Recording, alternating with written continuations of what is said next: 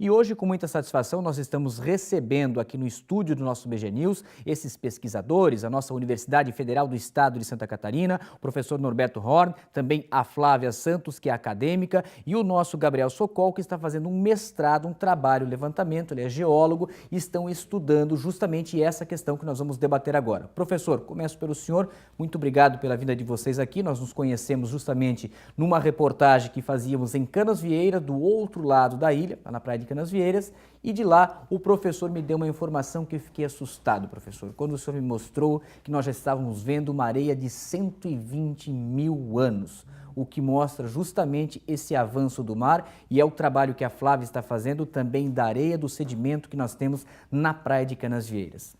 E isso tudo, professor, podemos dizer que é um fenômeno natural da natureza? Boa tarde, professor.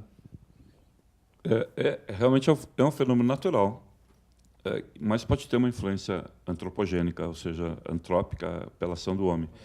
Mas, fundamentalmente, o processo é um processo natural de sobreelevação relativa do nível do mar, provavelmente causado por algum efeito climático, né, sazonal e esporádico, né, excepcional. E o que a gente tem notado realmente é que com essa sobreelevação do nível do mar tem causado esses processos de erosão que a gente tem observado ao longo da ilha Santa Catarina nos últimos meses, né? Desde esse ano, desde abril, isso começou e está perdurando e está meio preocupante para todos nós, né? E então agora o que nos resta, eu imagino que seja aguardar um pouco para ver o que vai acontecer agora nos próximos meses, que é um mês mais de verão, né, primavera e verão, e geralmente nesses meses a tendência da praia é haver uma recuperação dela natural. Mas não se sabe, né? Hoje o clima está bastante anômalo, a natureza está respondendo de uma maneira bastante diversa do normal. Então a gente vai ter que dar uma guardada aí para ver o que está acontecendo, né? Mas que a evidência é clara que as praias estão sob processo de erosão. A gente tem 4 categorias principais de erosão costeira numa praia, né? Trabalhos realizados mostraram que a erosão ela começa simplesmente numa fase de espraiamento, ou seja, o mar chega e volta, numa situação natural. Uma segunda situação é quando o mar está um pouco mais alto, e essa erosão chama-se erosão em colisão, e é o que está acontecendo agora. Ou seja, o mar subiu mais do que o normal dele, ele já destruiu a duna embrionária, ele já chegou na duna frontal, ele está deixando essas escarpas, essas falésias que vocês estão registrando toda hora.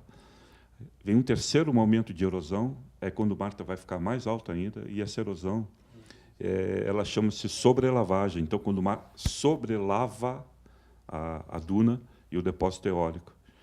E a quarta e última, e essa é a final de todas, é a erosão chamada de inundação, quando o mar passa a faixa de areia, passa a duna embrionária, passa a duna frontal e chega no campo de dunas. E aí, uma vez que o mar sobrelavou e inundou, aí a situação é bastante agravante. A gente estaria na segunda, mas a gente precisa ficar bastante atento para ver o que vai acontecer nos próximos meses. Agora, professor, quando o senhor cita as falésias, lembrei automaticamente da região norte do país, onde é mais evidente a presença dessas falésias. E isso mostra justamente que foi o mar que construiu elas? Ou não necessariamente? O termo falésia, que também a gente chama escarpa, ela tem uma origem essencialmente marinha. Então, quando o mar ele está sobreelevado, e a tendência dele é alcançar as regiões mais interiores da planície costeira, o que tiver na frente ele vai erodir. E aí ele vai produzir realmente essas escarpas, esses desníveis bem acentuados entre duas superfícies, e essas superfícies são chamadas de falésias. No nordeste do país, né, quando a gente tem uma formação que é chamada formação barreiras, as falésias são bastante frequentes, né? E isso demonstra, mais uma vez, então, que o mar está atingindo a região mais interiorana, né, e vem produzir as falésias. A falésia geralmente é um produto de erosão, apesar que em alguns locais que a gente tem rochas, né, bem constituídas, bem compactas, também existe a falésia, mas aí a característica da rocha leva à formação de um desnível bastante abrupto, que a gente chama de falésia. Ainda dessa expectativa ou a tendência que o mar recue, como o senhor mencionou, nós temos o exemplo há 7 anos, 2010, o que aconteceu ali mesmo, no sul da ilha, na Armação. onde lá a gente não percebe esse recuo do mar, pelo menos não aconteceu como era a praia antigamente, mudou o cenário, até porque teve a ação do homem. Já já a gente fala com o Gabriel, com o trabalho que ele está fazendo sobre a chamada engorda da praia, mas lá eles colocaram rochas, colocaram pedras para proteger um patrimônio. Se passaram 7 anos, né? Desde 2010, maio de 2010, que foi aquele avanço do mar bastante expressivo. E, da minha maneira de ver, erroneamente foram colocadas rochas na praia como um enrocamento, que não é uma medida muito paliativa, muito provisória, não é uma medida para conter a erosão, rochas. O que aconteceu é que, com as rochas, ainda com as rochas, continua a erosão. E o que chama a atenção hoje, em 2017, nesse momento, é que a armação passou a ser erodida num todo. E o caldeirão, que nunca tinha sido erodido, está sob processo de erosão. Nós vimos as imagens agora, realmente, que chamam muita atenção, que a parte norte da armação está sob processo de erosão. O que está acontecendo? É o mar mais alto? Está faltando sedimento? O sedimento não está andando mais na plataforma? A corrente de deriva não está trazendo sedimento? Isso pode estar ligado lá com a ponta dos campanhas, né, entre a armação e o matadeiro. São evidências que a gente precisa averiguar, que a gente precisa correr atrás. Isso só o estudo, só o conhecimento técnico, científico é que vai dizer alguma coisa. Mas o que chama a atenção é que a armação ela deixou de sofrer erosão no setor sul e no setor central e agora chegou no setor norte, onde está o caldeirão. Conversar com o Gabriel Sokol. Gabriel, só pedir gentileza pegar o microfone do professor, porque justamente o Gabriel é geólogo, está fazendo agora um mestrado. E, Gabriel, um dos assuntos mais pertinentes no momento a respeito de litoral aqui em Santa Catarina é justamente a chamada engordamento da praia. E nós temos, por exemplo, Balneário Camboriú, estudos que já estão sendo feitos. Como exemplo que já aconteceu, lembro de Balneário Pissarra, no litoral norte, que já foi feita essa manobra. E hoje, seria uma alternativa viável, pelos levantamentos que você tem feito, seu trabalho de pesquisa? Boa tarde, Gabriel. Boa tarde. A gente está fazendo agora, iniciando esse trabalho aí de caracterização morfossedimentar ali da plataforma continental interna de Canasvieiras, ali da Enseada. A gente vai fazer estudos de batimetria ali para mensurar a profundidade, coletar amostras também para averiguar se eles são compatíveis com o uso da praia. E se houver essa compatibilidade, seria uma possível fonte de sedimentos que poderia colocar na praia, né?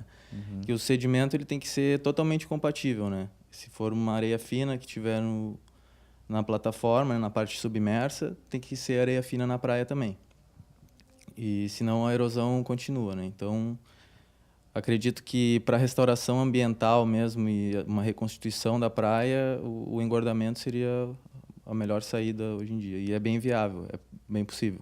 Desde que, como você falou, esse sedimento, areia do mar, na profundeza, justamente possa ser semelhante à que está na faixa da praia. Sim, sim. E aí seria muito mais viável, né? Porque a questão de transporte, viabilidade de toda a obra seria muito mais fácil, né, de fazer do que pegar um sedimento em qualquer outro lugar, né? Então, é bem provável que seja compatível, e aí ao final a gente vai comparar com os sedimentos que a Flávia está processando lá e está analisando, e se houver essa compatibilidade é perfeitamente possível. Deixa eu aproveitar para ouvir a Flávia então, Flávia, porque você vem acompanhando ao longo desse ano de 2017, justamente seu trabalho de pesquisa também na Universidade Federal do Estado de Santa Catarina, desse sedimento, dessa areia específica da praia de Canasvieiras. Mas essa análise que você tem é somente da areia da faixa, né? Não da areia que está submersa, né? Isso, da parte submersa. Isso, da parte submersa, a gente chama da última amostra de areia que a gente está coletando no fundo, mais ou menos aqui na altura do peito. Tá. Mais para dentro, para fora do mar. De onde, teoricamente, ela seria retirada numa questão de uma manobra. Isso, daí é o Gabriel que vai fazer. Então, o meu são 4 amostras da parte da praia e uma da parte submersa. Uhum. Aproximadamente 1,70 m que assim, na altura do peito. E o que você pode passar, que você já tem a informação de características dessa praia de Canasvieiras? É uma praia realmente de areia fina, né? Sim, por enquanto está tendo areia fina e já teve alguma coisa de areia muito fina, que daí tem muito mineral opaco também na praia e o afloramento de turfa. que é aquele solo de 120 mil anos até que você acabou de falar. Que a gente mencionou porque tinha realmente uma coloração muito mais escura, uma areia. Até num primeiro momento eu visualizava imaginando que seria uma rocha, uma pedra, e o professor me alertou, não, isso é areia de 120 mil anos atrás, para ver como realmente esse avanço está tão evidente, né, professor? Agora é importante, professor Norberto, gostaria que você falasse um pouco mais também sobre essa manobra pontada, que a gente vê o comércio se mobilizando, os empresários, as próprias autoridades, colocando para a sociedade como alternativa ao engordamento. Mas não basta fazer uma vez esse engordamento e imaginar que assim teremos praia por longo tempo, né? Olha, sinceramente, quando eu ouvi a notícia agora, recentemente, acho que foi ontem, por parte de vocês, né, e de outros meios de divulgação, que haveria um recurso de, se eu não me engano, R$1 milhão, alguma coisa desse tipo assim. Para Florianópolis são 4 milhões que a Prefeitura conseguiu através da Secretaria Nacional de Defesa Civil para a recuperação dos prejuízos ocasionados, que nós estamos falando troca da rede elétrica, do que foi danificado. Então, quando eu ouvi a notícia, eu imaginei, de repente, vem alguma outra coisa junto, né? E, na verdade, a gente sabe que é importante, que é necessária a recuperação do que foi destruído, mas a gente tem que começar a pensar um pouco mais na frente, né? No sentido de que eu acho que é necessário alguns investimentos, né, por parte dos órgãos tomadores de decisão para tentar dar uma recuperada nessas praias. E a nível mundial, a melhor recuperação de uma praia hoje erodida é o que se chama de engordamento artificial de praia, ou alimentação artificial de praia com sedimentos arenosos compatíveis, como o Gabriel relatou, com o sedimento da faixa de areia que está sendo erodida. Agora, o que nos preocupa mais é que esse processo está meio que agravante nessa fase, né? Até, quem sabe, você tem que se imaginar muito bem, e o conhecimento técnico continua sendo muito importante, porque, apesar de que se possa recompor artificialmente uma praia, o mar está muito anômalo, o mar está diferente. Isso a gente nota, né? Nós que moramos nessa ilha e conhecemos essas praias, esses últimos meses o mar está bastante diferente. E em alguns locais que nós não víamos de erosão tão pronunciada, a gente está começando a ver. Mas precisa ser dada uma solução, né? Precisa ser dada uma solução no sentido de que a gente precisa pensar realmente em recompor essa praia. Eu continuo a afirmar que o método de recuperação de praia através de estrutura rígida, concreto, isso já está desatualizado, isso não existe mais a nível global, a nível do planeta Terra. Hoje em dia, o que se fala é a alimentação artificial de uma praia, mas dependendo da característica do mar, isso até nem pode dar tão certo assim. E porque a natureza ela é impactante, a natureza ela faz o que ela quer, né? Então, por mais que a gente planeje, pode ser que essas obras ainda tenham um certo agravo em relação às condições que o mar tem atuado ultimamente. Professor, porque todas as notícias que a gente ouve, que vêm das autoridades, que são os competentes em cuidar da nossa sociedade, nós ouvimos isso, engordamento, o avanço da areia. Em nenhum momento a gente ouve o recuo das casas, das construções, que isso avança para o mar. A gente fala somente em aumentar a faixa de areia de Balneário Camboriú, mas é impensável hoje retirar, por exemplo, a Avenida Atlântica de Balneário Camboriú e dar mais um espaço para o mar. A gente não ouve isso. Eu concordo. A gente tem que levar em consideração que existe um sistema que deveria estar em equilíbrio, um sistema constituído por 3 ambientes. Um é a plataforma continental, né, que vai ser estudado pelo Gabriel. Um é a praia, que está sendo estudado pela Flávia. Mas tem um terceiro ambiente, que é o que está mais à retaguarda da faixa de areia, que é o sistema eólico, o das dunas. Então, esses 3 sistemas têm que falar a mesma linguagem.